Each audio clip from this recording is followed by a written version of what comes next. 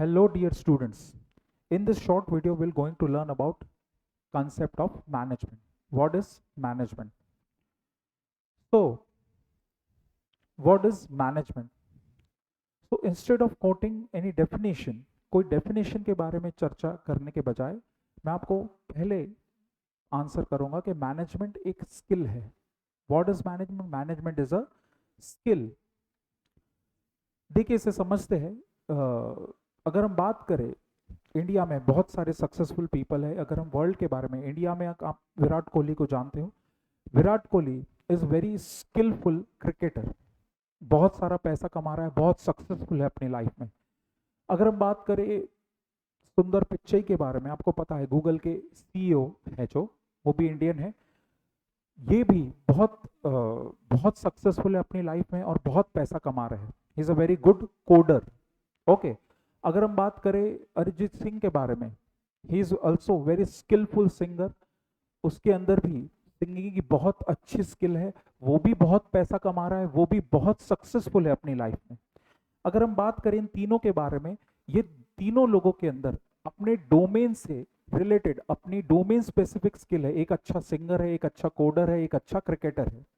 But in तीनों लोगों में एक चीज कॉमन है, वो है मैनेजमेंट. इन तीनों के अंदर एक स्किल कॉमन है, वो है मैनेजमेंट स्किल. ठीक है. ये तीनों भी लोग अपना समय, अपना टाइम, अपना वर्क, अपना पैसा बहुत अच्छे से मैनेज कर रहे हैं. Okay. So what is management? Management एक स्किल है और ये कोई डोमेन स्पेसिफिक स्किल नहीं है, ये जनरल स्किल है.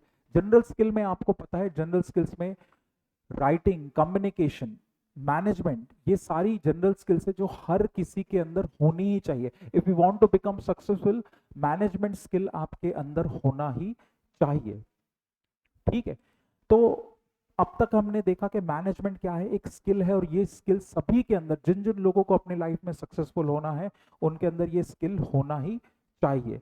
Now why management and why you need this skill? Okay. तो यहां पर हम अब इसकी डेफिनेशन, या एक मैं लेमैन लैंग्वेज में अगर आपको इसका मीनिंग बताने की कोशिश करूं, तो management is the process of achieving goal in a systematic and organised manner. ठीक है.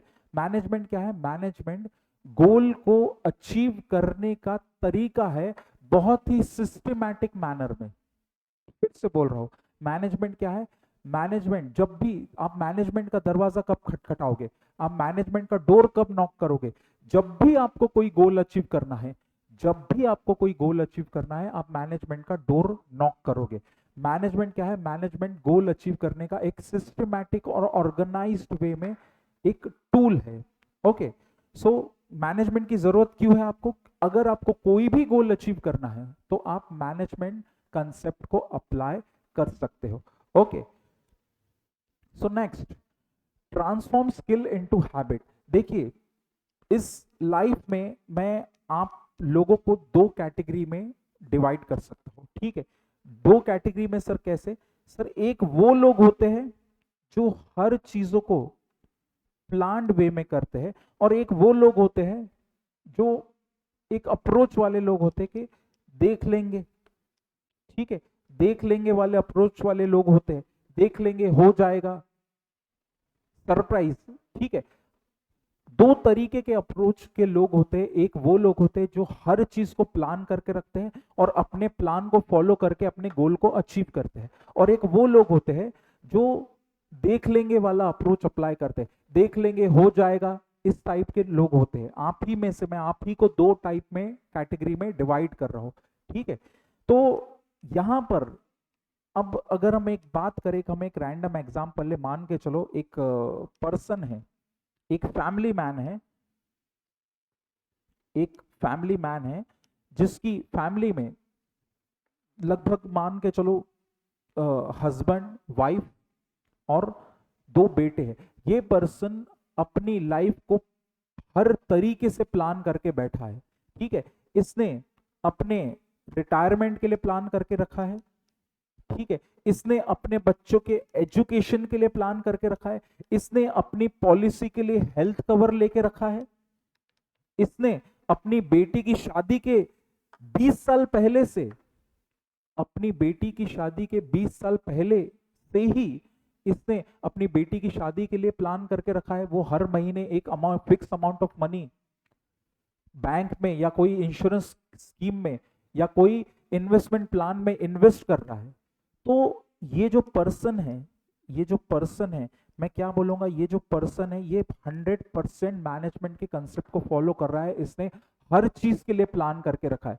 चलो continuing same example, continuing same example, तो आपको करना क्या है, आपको इस मैनेजमेंट कंसेप्ट को, आपको वो देख लेंगे वाला अप्रोच है, जो देख लेंगे, कर लेंगे, हो जाएगा, ये अप्रोच को आपको कन्वर्ट करना है प्लान्ड अप्रोच में। आपको हर चीज के लिए प्लान करके रखना है और फिर आपको अपना गोल अचीव करना है सिस्टमैटिक वे में। ओके, कंटिन्यूइंग सेम एग्जांपल, मान के चलो अगर मैं आप ही के बारे में बात करूं, अगर कोई बंदा स्टडी शेड्यूल को फॉलो करता है तो आई विल से कि हाँ आप मैनेजमेंट कंसेप्ट को फॉलो कर रहे हो। चलो एक एग्जांपल लेते हैं। दो पर्सन है, एक है रमेश और एक है सुरेश। हाँ, ये वही 5 स्टार एड वाले दो बंदे हैं, उनके बचपन की लाइफ हम डिस्कस कर रहे हैं। ये बंदे दोनों भी स्टूडियस बंदे हैं। क्या बोल रहा हूं मैं, दोनों भी स्टूडियस बंदे हैं, दोनों भी अच्छे स्टूडेंट है, दोनों भी पढ़ाई करते हैं। बस एक फर्क है दोनों में, ठीक है, एक के परसेंट आते हैं 90 प्लस और रमेश के आते हैं 90 प्लस परसेंटेज हमेशा, और सुरेश के परसेंटेज आते हैं 70%। ठीक है, तो क्या फर्क है, दोनों भी स्टूडियस है, दोनों भी उतनी ही पढ़ाई करते हैं, दोनों भी हर चीज, दोनों रोज का एक जितना ही पढ़ते हैं, दोनों रोज, ये भी बंदा रोज 4 घंटे पढ़ता है और ये भी बंदा रोज 4 घंटे पढ़ता है। बट क्या फर्क है दोनों में कि एक के 90% आ रहे हैं और एक के 70% आ रहे हैं। फर्क सर ये है कि एक बंदा मैनेजमेंट के कंसेप्ट को फॉलो करता है और एक बंदा रैंडमली पढ़ाई करता है। रमेश ने स्टडी शेड्यूल बना के रखा है। रमेश ने क्या पढ़ना है, कब पढ़ना है, कैसे पढ़ना है, ठीक है। और जो सुरेश है वो मंडे को कोई सब्जेक्ट उठा लिया, ट्यूसडे को कोई दूसरा सब्जेक्ट उठा लिया, वेडनेसडे को कोई तीसरा सब्जेक्ट उठा लिया, कोई एक सब्जेक्ट वो प्रॉपर तरीके से पढ़ने रैंडमली पढ़ रहा है।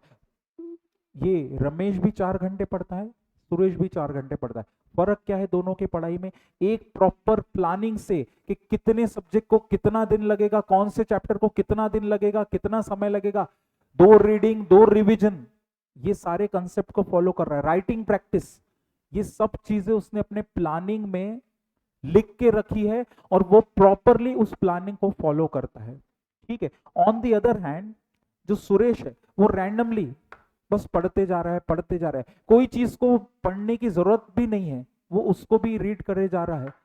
तो दिस इज व्हाट, ये जो डिफरेंस है ना, यही डिफरेंस की वजह से रमेश के कितने आ रहे हैं 90% और सुरेश के आ रहे हैं 70%। रमेश अपने गोल को अचीव करने के लिए, गोल क्या है, ज्यादा से ज्यादा परसेंट लाना, अपने गोल को अचीव करने के लिए प्रॉपर सिस्टमैटिक तरीके से मैनेजमेंट कंसेप्ट को फॉलो कर रहा है। यहां पर सुरेश रैंडम स्टडी कर रहा है।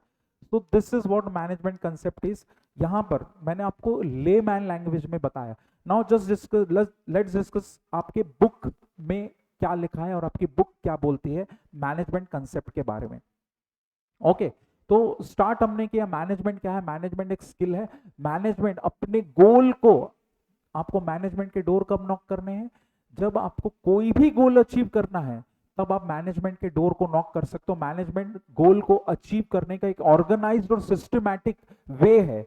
अब आपकी बुक क्या बोलती है, हम बुक को समझने की कोशिश करते हैं। Concept of management, management is the process of what, process of planning, organising, staffing, directing, coordinating and controlling. मुझे पता है ये सारे के सारे वर्ड्स आपके ऊपर से जा रहे हैं, बट कोई नहीं, प्लानिंग कम से कम आप प्लानिंग को समझ सकते हो। प्लानिंग का मतलब कोई भी अगर काम, देखो शुरुआत हमेशा कहां से होगी, गोल को सेट करने से। शुरुआत हमेशा गोल सेटिंग से ही होगी। कोई भी गोल आपको अचीव करना है, चलो ठीक है, आपने गोल को सेट कर लिया, अब वो गोल को अचीव करने के लिए, वो गोल को अचीव करने के लिए आप क्या कर रहे हो, प्लानिंग कर रहे हो, ठीक है, कि कैसे अचीव करना है, क्या करना है, आप काम को कैसे करोगे, क्या क्या चीजें लगेगी, ये सारी चीजें आप प्लानिंग में डिसाइड करोगे। ऑर्गेनाइजिंग में हम क्या करते हैं, ऑर्गेनाइजिंग में आप अपने कामों की लिस्ट बनाते हो, आप आइडेंटिफिकेशन ऑफ वर्क करते हो, आप डिपार्टमेंटलाइजेशन ऑफ एक्टिविटीज करते हो, ये सारा काम आप ऑर्गेनाइजिंग में करोगे। स्टाफिंग में आप ये काम आपको जिनसे करवाना है उन लोगों को अपॉइंट और ट्रेन करोगे। ओके, डायरेक्टिंग में आप इन्हीं लोगों को डायरेक्शन दोगे कि काम इस तरीके से करना है। ट्रेनिंग नो डाउट हो चुकी है, बट कोई भी एम्प्लॉय, क्या आपको ऐसा लगता है कि ट्रेनिंग देने के बाद एम्प्लॉय को कभी डायरेक्शन की जरूरत नहीं पड़ती? आप डायरेक्टिंग में उनको डायरेक्शन दोगे। ओके, कोऑर्डिनेशन में, कोऑर्डिनेटिंग में आप इन सारे लोगों के बीच में तालमेल बैठाने की कोशिश करोगे। और कंट्रोलिंग के अंदर, आप कंट्रोलिंग के अंदर जो आपने प्लान किया था और आपने अचीव कितना किया, ये दोनों को आप कंपेयर करोगे। समझ रहे हो, प्लान इतना किया था, अचीव इतना किया। So this is what, this is the process, ये स्टेप्स है।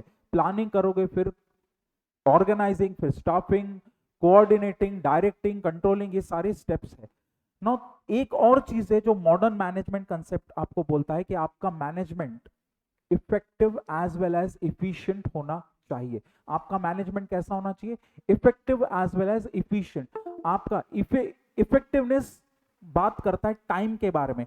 कोई भी काम या कोई भी गोल आप जिंदगी भर अचीव नहीं करना चाहते हो, कोई उसके साथ एक टाइम लाइन आती है। तो कोई भी जो भी काम आप कर रहे हो वो आपको गिवन पीरियड ऑफ टाइम में करना है, तो ही उस काम की, तो ही वो काम इंपॉर्टेंट या उसका रिलेवेंस होगा। अदरवाइज, जैसे आप अभी 12th में हो या आप ग्रेजुएशन में हो, तो क्या आप जिंदगी भर ग्रेजुएशन या 12th पढ़ना चाहते हो? नहीं, ऐसा नहीं है। एक स्टिपुलेटेड पीरियड ऑफ टाइम है जिस पीरियड के अंदर आप अपना 12th या ग्रेजुएशन कंप्लीट करना चाहते हो। तो कोई भी काम कर रहे हो उसको गिवन पीरियड ऑफ टाइम में कंप्लीट करना, ये इफेक्टिवनेस हमको बोलता है। और इफिशियंसी हमको बोलता है कॉस्ट बेनिफिट एनालिसिस। अगर आप एक ऑर्गेनाइजेशन हो, अगर आप एक बिजनेस हो, तो आपका अप्रोच हमेशा ये होना चाहिए कि हमको कम से कम खर्चे में ज्यादा से ज्यादा आउटपुट लेना है, कम से कम पैसों में ज्यादा से ज्यादा प्रॉफिट कमाना है। तो आपका मॉडर्न मैनेजमेंट बोलता है कि आपका मैनेजमेंट इफेक्टिवनेस और इफिशिएंट दोनों भी एट द सेम टाइम होना चाहिए। So what is management? Management is the process of planning, organizing, staffing, directing, coordinating, and controlling. And your management should be and must be efficient and effective at the same time. So this is what management is. So आज के short video में इतना ही। Detail video के लिए आप connect रह सकते हो।